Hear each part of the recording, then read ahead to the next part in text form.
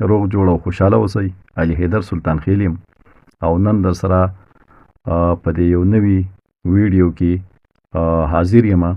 ملګرو دا زیتون دی او مونږ دغه زیتونو دا بوټي شوکو، یعنی د دې نه میوه شوکو او د خوشحالۍ خبره ده. دا اولنی کال دی چې دی ښه کاپي آمدن کړی دی او دغه زیتون د نن نه څو کلونه مخکې یعنی په 2018 او 19 کې د دې بوټي د یو پراجیک په مدد سره مونږ په بردیر خوا او شالاقو کې ورکړیو چې زمونږ زیاتره په سلطان خیل پندخیل کوم علاقې چې دی په دې کې مونږ ډیرو زمیدارو له دغه بوټي ورکړي او ماشاءالله هغوی ټولو ښه میوه نیولې ده او ښه په کامیابۍ سره د ملګرو تیلونه مو ویسته او مختلفو د خوراک توکي لکه د مثال په تور اچار او مربجات هم د دې نه جوړ کړي دي.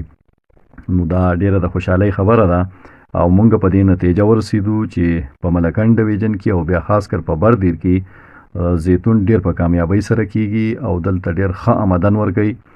نو کچاري ستاسو سره هم ځمکې وي نو د زیتونو بوټي ولګوئ او یا کومه ځنګلي خونان چې زموږ په دې علاقو کې دي نو په هغې کې قلمونه ولګوئ. دا به زموږ د ټولو لپاره د کامیابۍ یو ذریعه.